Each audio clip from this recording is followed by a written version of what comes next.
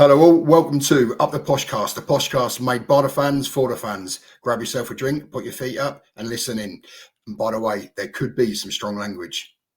Welcome back, Posh fans, to another episode of Up The Poshcast. It's another episode in our summer series. We're going to be wrapping up on and covering a lot of news that's happened over the last week or so. Today I'm joined by Ashley, Max, it's me, Harry. First and foremost, and I'm wearing it, there's a new home kit dropped recently this week, and I'm wearing it. It's got legends down underneath the armpits. Max is in the comments asking me to give a twirl. I'm not going to do that.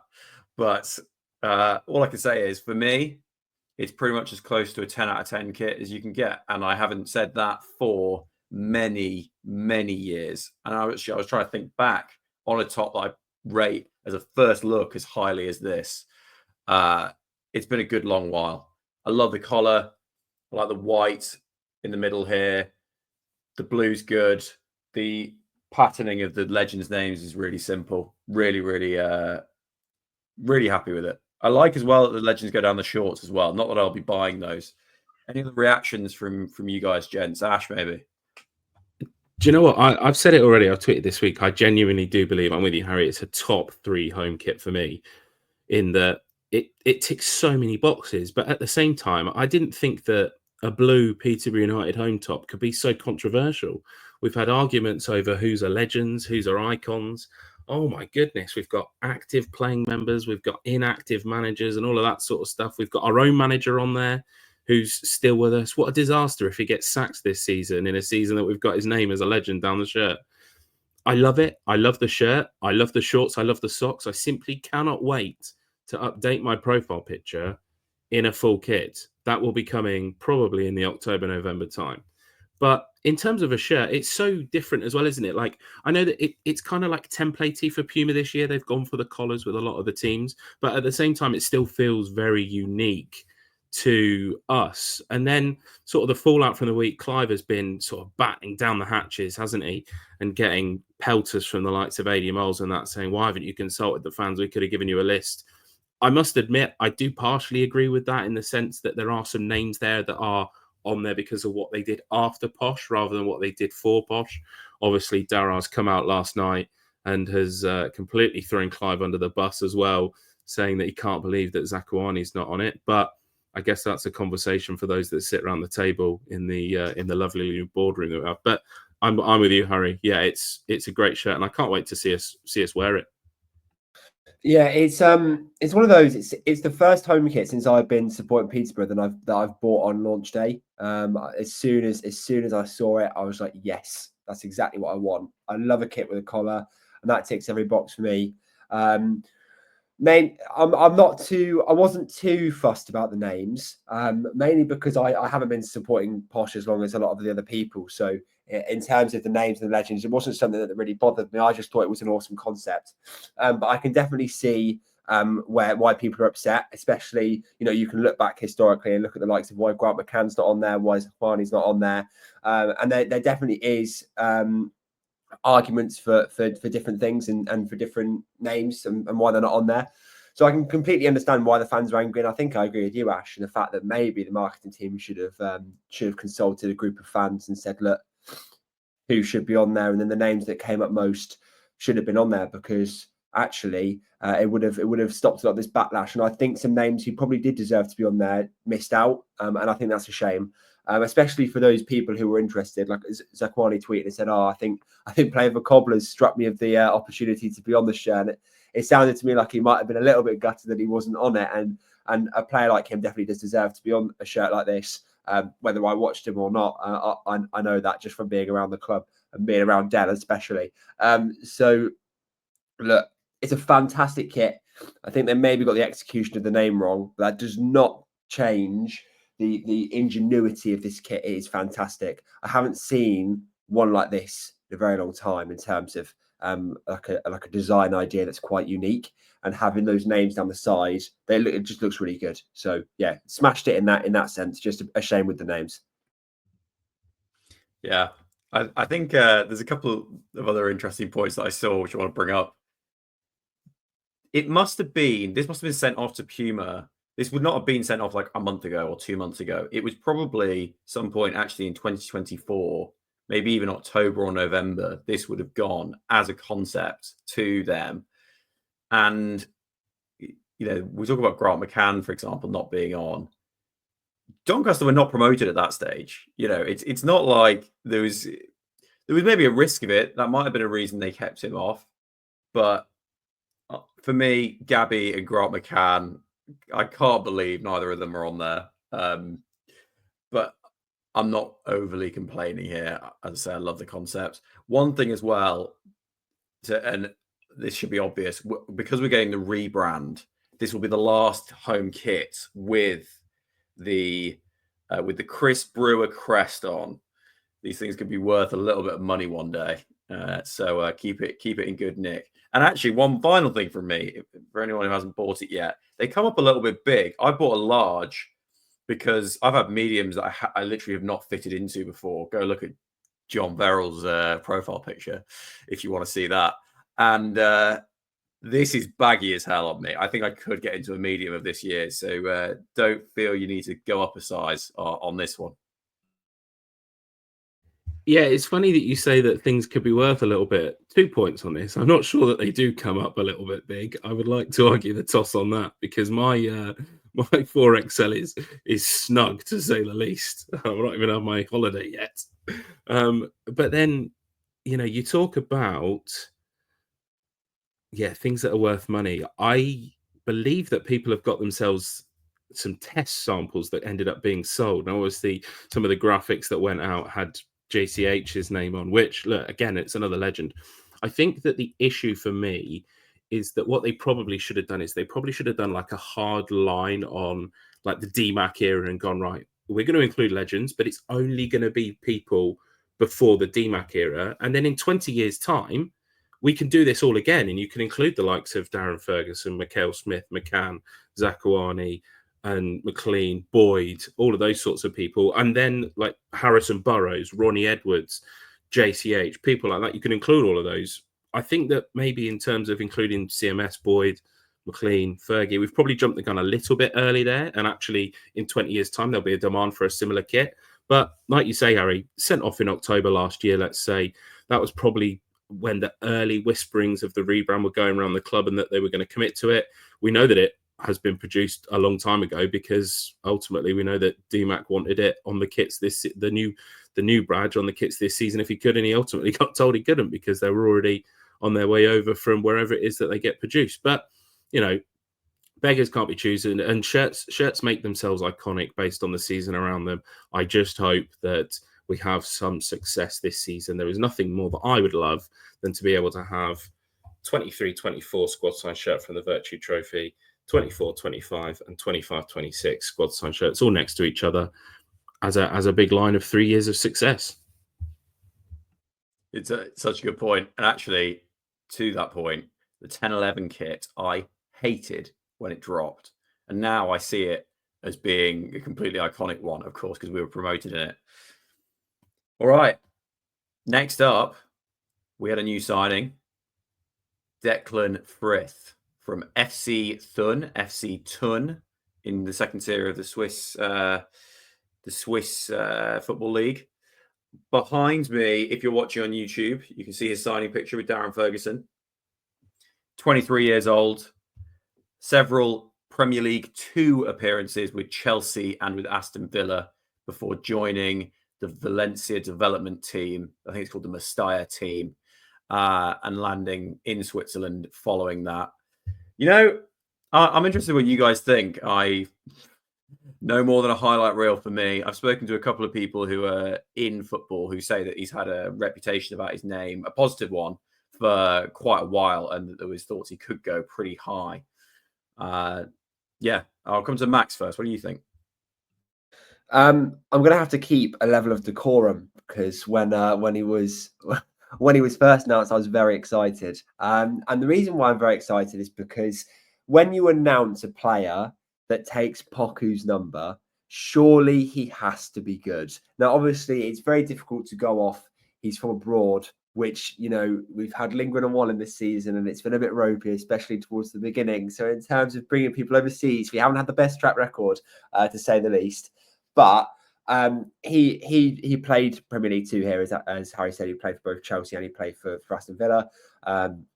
His return for Aston Villa was fantastic. I think it was 11 and 13 or something like that, goals and assists. So it was a pretty good record. Went over to the league in Switzerland, and from what we've seen, which is obviously just a highlight reel, he looks a player. He looks a player that can control play, and he looks a player that can move the ball around, which is what we need. I've had debates with people on Twitter about how can I get excited over a signing that I haven't seen. And the truth to that is while we had one bad season really last season, that doesn't mean that I don't trust this recruitment process. This player looks an absolute gem. From what the very small amount that we've seen from him, we're going to be able to see more of that in pre-season, and hopefully he can kick on quite quickly. And we'll just have to wait and see. But in terms of trust, I've said multiple times, I'm fully in. Like, I trust the recruitment process. I trust DMAT to bring the signings in, especially after last season, and to get the signings right. And I think for a start, somebody taking Poku's number for me, there has to be an element of trust in that he's going to perform. Otherwise, I genuinely don't think he would. However, having said that, Otto did take the 10, didn't he? And I don't think he performed very well last season. So we'll just have to wait and see. And Max, you said, I think, on the Q&A episode that you felt that wingers was the most important position for us to strengthen this year. So now it's Otto and Kyrell, and it's Hayes and Frith. How are you feeling? Yeah. I think it's good that we've strengthened them early. I think, again, I said it on the episode. Although we don't actually have a goalkeeper, in terms of this system that we play, wingers are so integral to how we perform. So to go in and get two wingers pretty instantly, one to replace Poku and a non-league talent that's widely regarded as one of the better ones, I think it's fantastic. And let's not forget that it was heavily rumoured that Leyton Orient was sniffing around for Lisby. Leyton Orient have just finished in the playoffs, so we have to look at that and think, well, there's been a serious want from him from other League One clubs higher than we finished, and we were the ones that landed him. So that pull for players that are young that we can develop is still there, which is fantastic. And I just hope that they can impact the way that we play. Will they both start instantly? I don't know.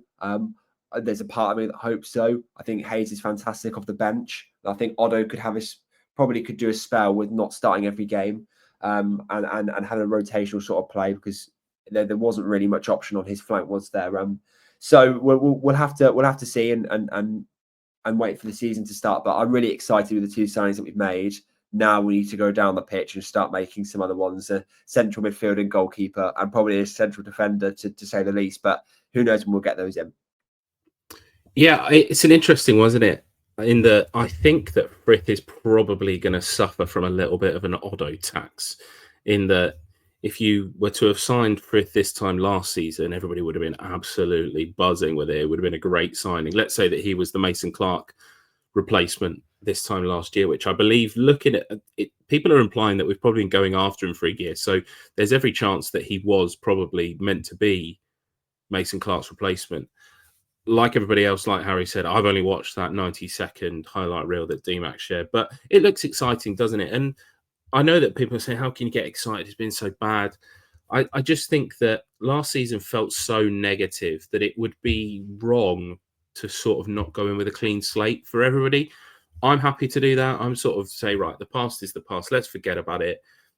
I hope that they've learned from their mistakes. Obviously, the new players, I hope that they've appreciate where we were last season. Yes, we had success, but ultimately Peterborough United shouldn't be finishing 18th, 19th, should they, in the league. So yeah, I feel like maybe Frith is suffering from that Otto tax, like I mentioned, but you know, like we say, let's hope that between him and Lisby, Hayes and Otto, that they can get sort of a good pre-season in them and then hit the ground running when we start our League One season.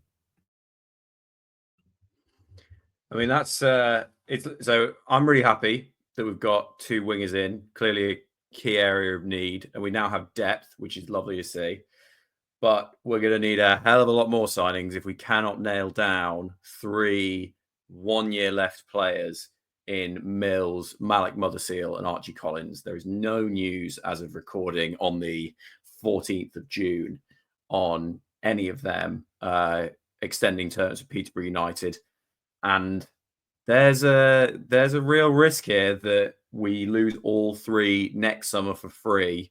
Once again, having probably not done a lot in the league this year. I don't think any of us are going in expecting us to be top 6 this year. Equally, if we sell them, and some of them are probably not going to be for club changing amounts of money, how are we going to replace these key guys? Don't know what you think. What do you think will happen, and what would you like to happen? Do you know what I think? I'm in a position where I'm sort of getting a little bit annoyed by these players, and I'm going to put Kwame Poku into that bracket as well. In sort of like, if they don't want to be here, then let's not like drag it out. Like, and let's go and find yourself a club. Like, let's move them on. Like, look, Archie Collins, fantastic footballer. Malik Mothersille, fantastic footballer. Harley Mills, fantastic footballer, I think, in the future. But he's only played 12 games, like Lod mentioned on the last episode that we did in terms of current times, is that Poku's allegedly dragging his heels for a deal with Birmingham that's worth 30k a week. Now, even if it's worth 15k a week, like, these guys haven't proved it at the championship level. They have no divine right to sort of say, well, I'm 100% better than Peterborough United. Like, the ones that are here, I'm confident that they will be. But at this moment in time, they aren't. So I can completely see why DMAC's getting frustrated. And I'm pretty sure that he said on his most recent Hard Truth pod that he was sort of giving them the deadline of when the players rock up for pre-season, right? And that is the 18th. So we're now 4 days away from that. They need to have made a decision by the 18th of what they're going to do, because it's either we're not going to drag them out, Harry. I don't think that it's going to be a position where we let them leave on a free next year. I think it's going to be that they're going to be gone before the season starts and won't be part of the plans, because we just won't make that financial error again 2 years running, because it's left us completely short with Cipriano going for a free. We don't know where Ricky's going, and we don't know where Poku's going. If Poku goes up to Rangers, we're getting pennies on the pound, aren't we, compared to what we would get if he went to Birmingham. So there is a financial element to it all, and I think that we've got to do what's right for the club rather than the team, if that makes sense. And knowing that we could probably get $1 million for Collins and $1 million for Mothersille, that's $2 million into the bank, isn't it? That just helps sort of fund the season ahead. It would be a disaster, I think, in terms of the actual playing squad, because I don't know where the replacements are. But you've got to, like Matt said, you've got to trust the recruitment, and that we've got plans lined up. Just selling one of those players, and Mills would be my first choice, because I think he's probably worth the most at the moment, would fix a lot of issue. I believe we could probably strengthen our squad, and I think we will fix the contract situation between Malik and Collins, because I think that package as a whole, if it's rumoured around £2 million, we'll be able to boost the wage packets of Malik and Collins if it's money that's the problem, and we might be able to bring other players in with that package if money is an issue. I'm okay with selling one of them. I think Mills is the most net worth at the moment, and then Malik, I think Collins probably has the least in terms of he's the oldest, and he doesn't play a very glamorous position. So that would be my take on it. Would be if they don't want to sign new contracts, they can all leave, because if they don't want to commit to play for Peterborough United, then they shouldn't play for Peterborough United this season, all 3 of them. And for me, that's the truth, because as Ashley has rightly said, it's put us in a horrible position this season, because we really need to strengthen our squad, and the money we would have got for Cipriano, Poku and Jones is A, up in the air for Poku and Jones, and B, Cipriano left on a free, and he would have gone for a lot of money, I would presume. So that we can't do that again. If we sell one, I reckon the others will stay, because I reckon if it's money that's a problem, then the contract we boosted. If none of them want to play, and it's not money, it's just they don't want to play for Peterborough United, they all should be shipped this summer, and we should rebuild the squad with the money that we get. And we'll have to have another rebuild season, which will suck. But it's what will have to happen, because if you don't want to play for Peterborough United, then you shouldn't play for Peterborough United. And that's how I see it. If you don't want to sign even an extra year, 2 years, we don't want to sign any longer on, so that we can maybe get you a deal after these are bedded in, fine, then go. But I guarantee you that Archie and Malik, especially, we're going to build our team around these two players. These are going to be our players, our spine. If they don't want to be here, then that says everything about the direction. But also, I think it's a real shame, because I think that they'll be our best players this season, and they'll really be able to prove how good they are. We've seen it from Collins, but Malik especially. Like, if he wants to go, I don't see him getting the game time elsewhere. Like, if he goes to like a Charlton or something in the Championship, it'll be very rotational cup game sort of thing, where he can have a proper breakout season and maybe leapfrog his progress. So I think there's a lot of benefits to saying at Posh, and if it's money, I'd be open to selling one. But if it's not money, then they should all go, because you don't want to be here. So why be here? When you were talking, Max, you talked about how getting rid of Mills may allow us to fund some of these contracts and maybe even more. I've mentioned it before on the pod. I'm an accountant in my day-to-day. I'm not a podcaster by profession, that is for sure. And I've read the accounts, and there is a lot of financing requirements basically right now. We're trying to get out from under the debt of Old Kent Road, which has now been formalized, and we've got 4 years to pay it off. And it's a big number. It is a big number. On top of that, we're now up to a point where we're paying £1 million a year in hard cash in interest. Now, that will decline as we pay off Old Kent Road, but it's not going to decline significantly in the first year. And looking at it, we're having to put in capital contributions from owners to get to stay afloat, basically, because the cash position basically falls down to next to nil each year. We don't look like we're a club that likes being a massive bank overdraft, which is a good thing. But because of the sheer volume of cash that we need to come through the business, and the amount of debts that we have, it does mean that when we make a sale at this phase of Peterborough United, a lot of it is likely to go to debt servicing than to reinvesting in the squad. Not all of it, clearly. And I'm encouraged by the fact that I'm looking at the pipeline that you can see. This information is a little bit out of date, but as of the last accounts, we were due 5 million in player fees in the next year, i.e. we should have had, coming up to the point that because our year ends the end of June, it's 14th of June right now, we should have had 5 million more through the door than we had last year, which is great. That's a big amount. It cannot all go to servicing debt. It cannot all go to buying new players. You have to balance these things. But this is going to come around to my point, which is that the financially responsible thing for us to do, where we're up to, is to try and sell these players now, because we've gambled to a certain extent on Burrows making Premier League, Ephraim Mason-Clark making Premier League, Ricky-Jade Jones being sold domestically, Poku being so I don't mean sold, but you know what I mean. There being a tribunal fee for Ricky, and there being a tribunal fee for Poku. That was plan A. 1, 2, 3, 4, or rather 1, 2, 3, because obviously Mason-Clark and Burrows couldn't both go up. That was plan A. Plan B, some element of that.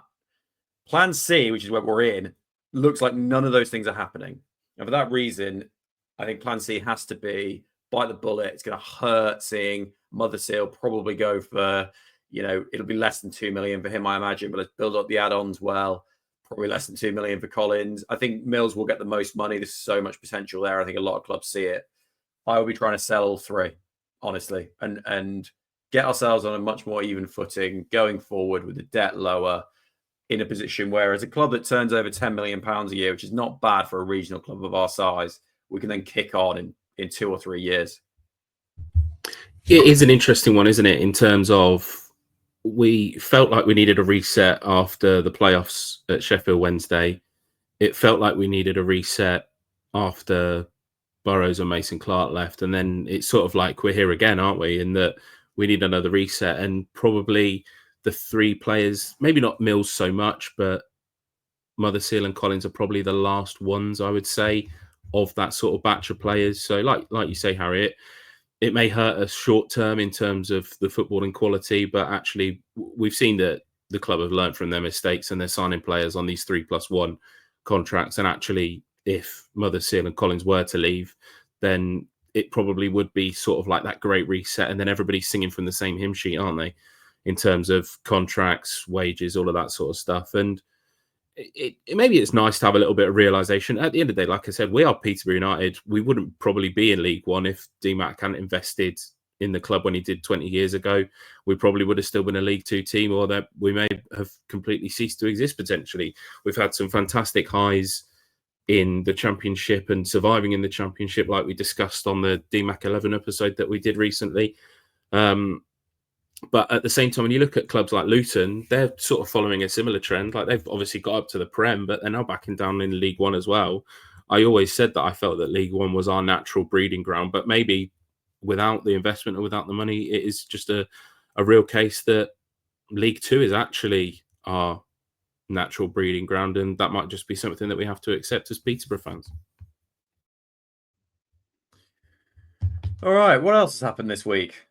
Oh yeah, we've had Coach Dale Tong leave, and we've had Rooster Kevin Russell return. In fact, if Ashley moves his head slightly, anyone on YouTube can see the glorious that must have been going up to the Championship, I think it was, rather than going up to League One. What do you reckon? That picture?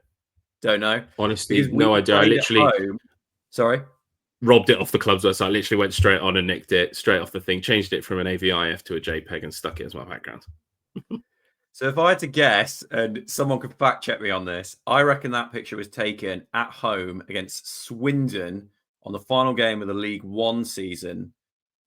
Oh no, but that could have been League Two actually. But I think we drew 2-2 with them, having already been promoted, and then we did the whole lap around the pitch thing. I think that's where that picture is from.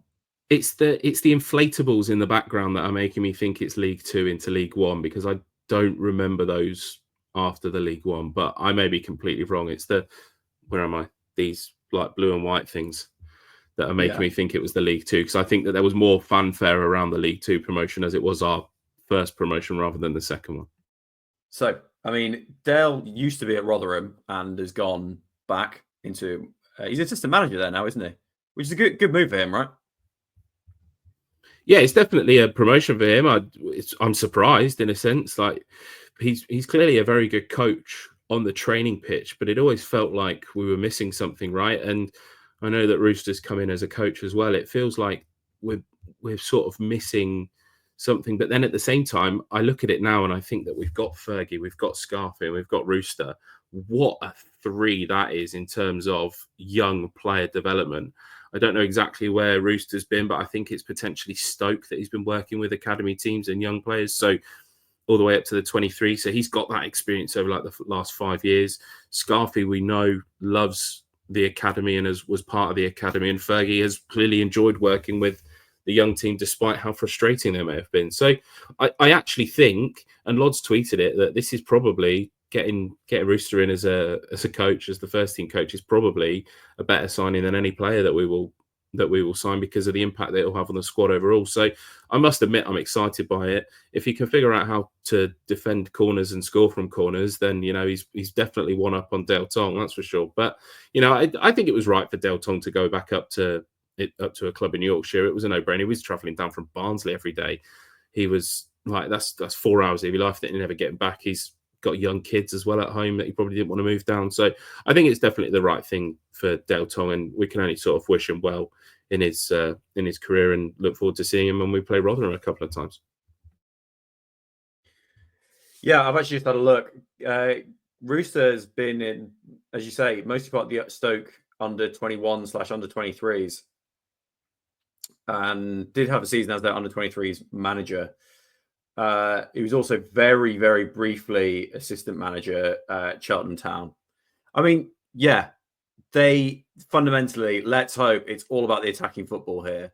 And I think that one thing that we may not appreciate that could now happen is that from the view that Roosters had at a more academy level, championship team academy level, he's going to have seen some of these players who come through who are of the mold, who are capable of building the ball up the pitch, because we're probably losing Cipriano and Collins compared to previous years. He's going to know there is an 18-year-old, 19-year-old gem out there right now in a championship academy who is looking at 2 to 3 years wait to start. And he might say to Fergie, I'm telling you, he will bite at a chance at a League One team to go and be the new focal point of the midfield at a club like Posh. And I can see that happening. Quite enjoying this. I'm enjoying sort of like I feel like a newscaster, like an anchor on local BBC. Anchor, more like wanker. Yeah.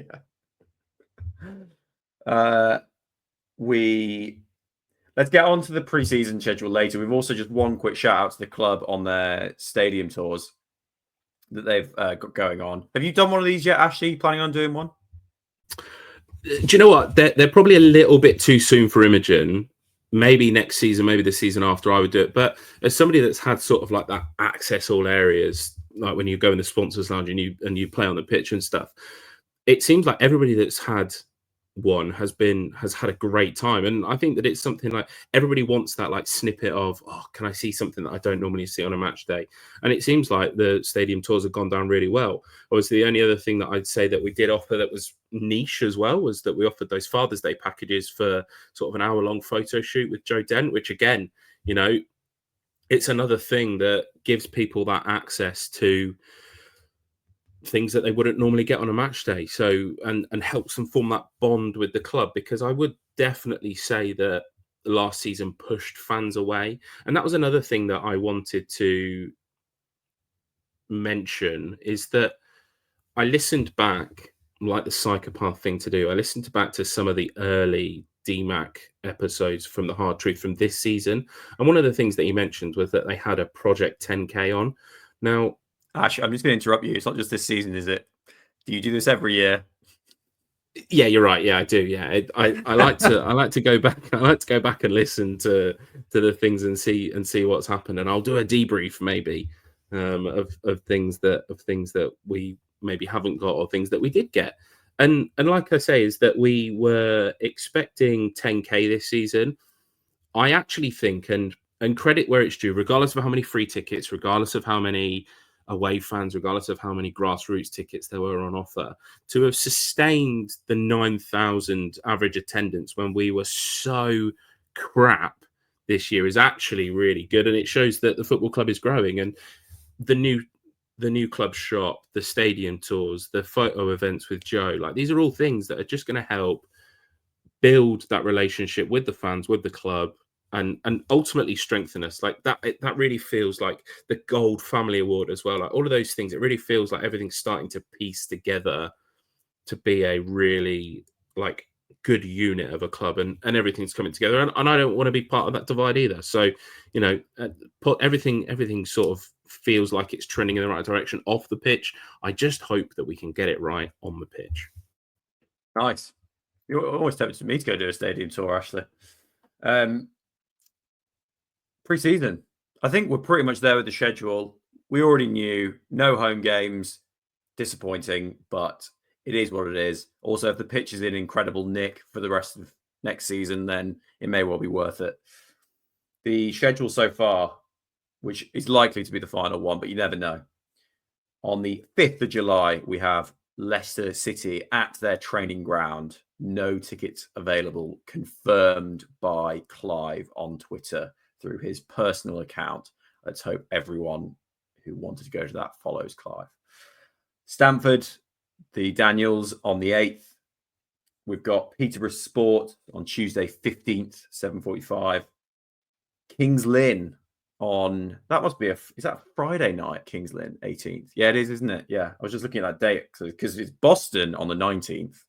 I will be going to that one, my first time going to Boston's stadium.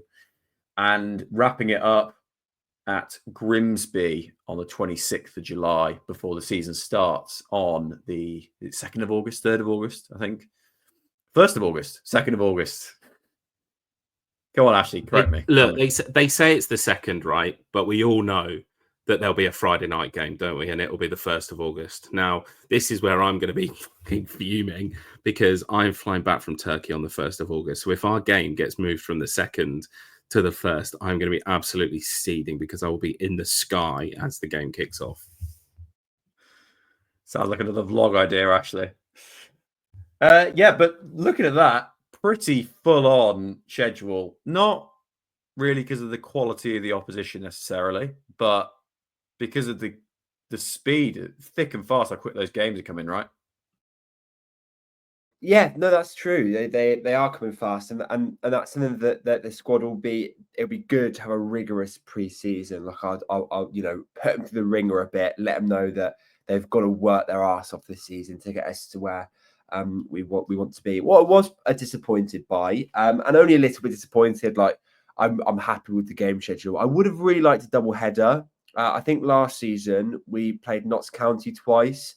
And it was just a fantastic day. Like I just sat in the stadium in the sun with my friends and watched us play Notts County 2 times, and it was such a nice day out. And they have it like bang on how they do it, which is great. And I wish just a little bit that we had one this season. I can't complain about the games.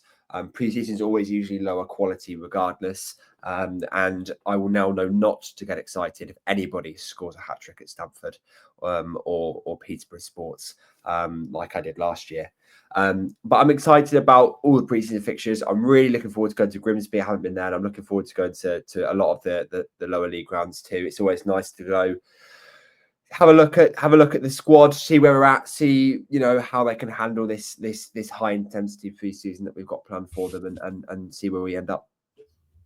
Yeah, look, I don't think we'll make the same mistake twice. Last season's pre-season felt very slow and like low paced in terms of, yes, we absolutely dick teams like Stamford, Spalding, all of those sorts, and we still need to play those because they're our local teams.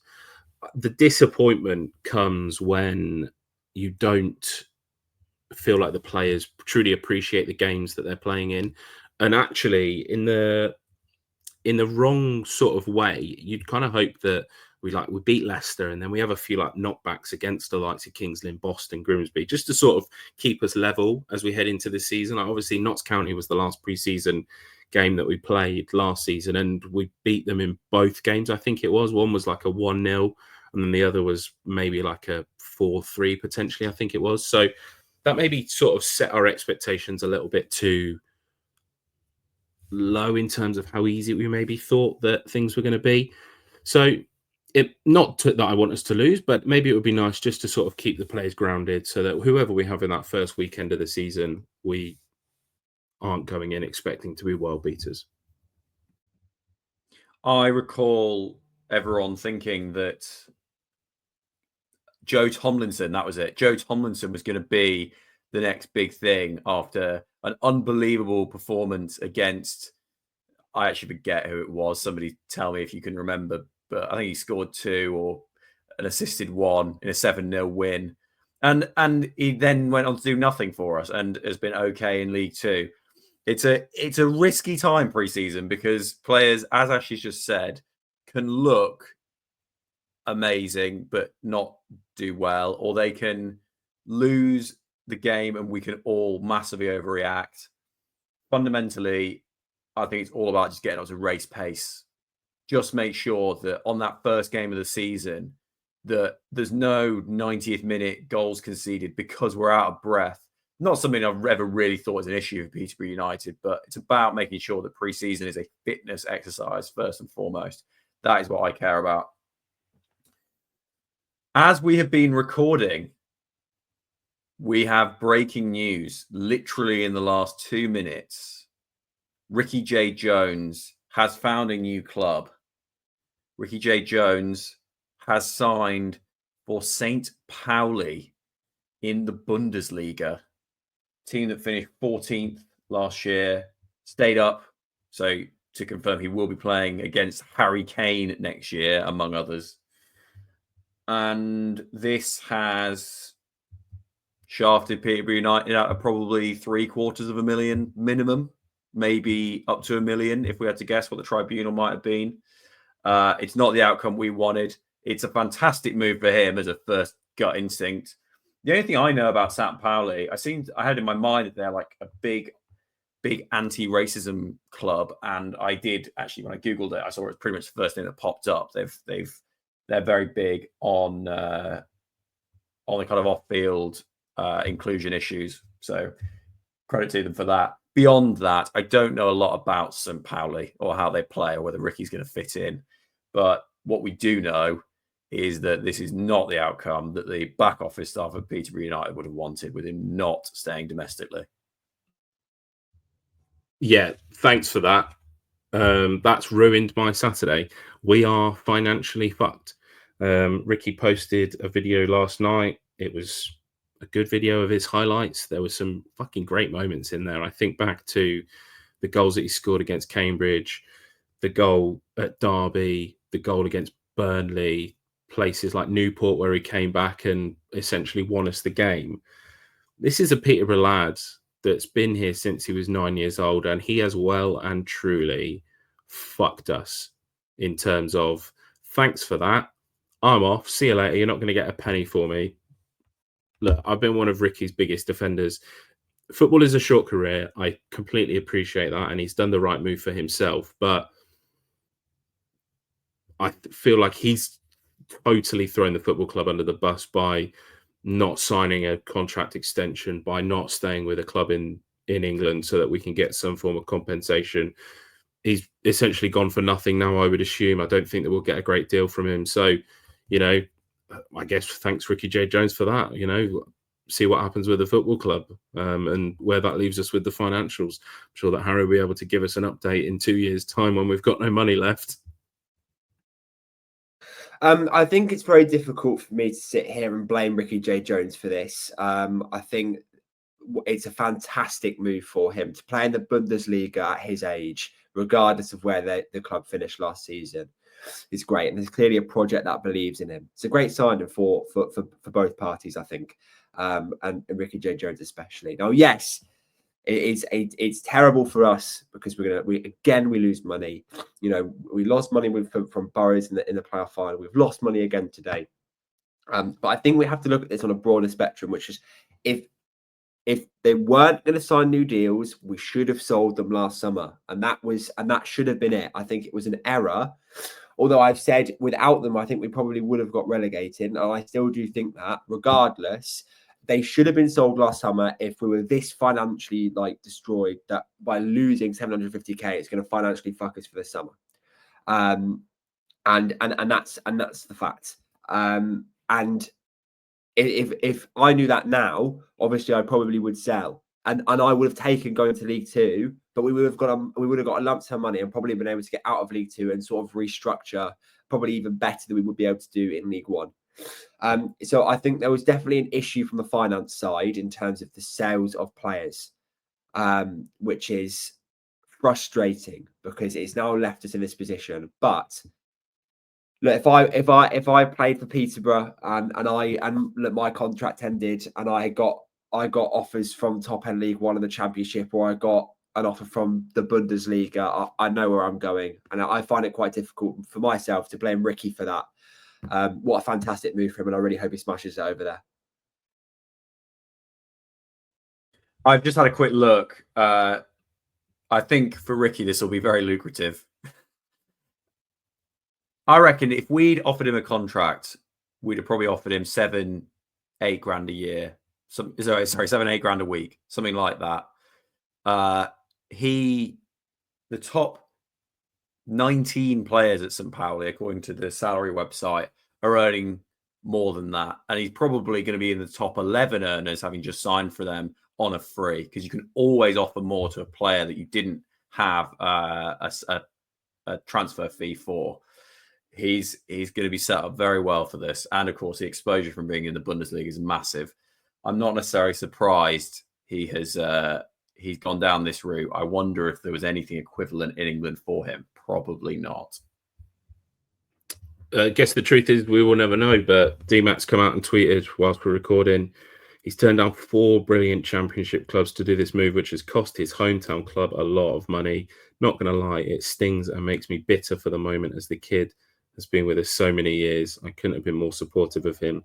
But we move on and don't look back. This is football and it can kick you in the nuts sometimes, which is pretty much exactly how I feel. You put your life and soul into showing people that they are going to be fantastic footballers. And clearly, St. Pauli think that. But in terms of Peterborough United, it stinks. It's absolutely rotten from Ricky. And I am not best pleased in the slightest.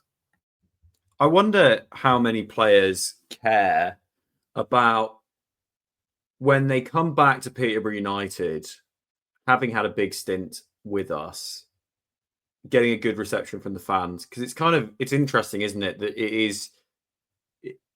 I actually think it is not hard to stay in the good books of our fan base.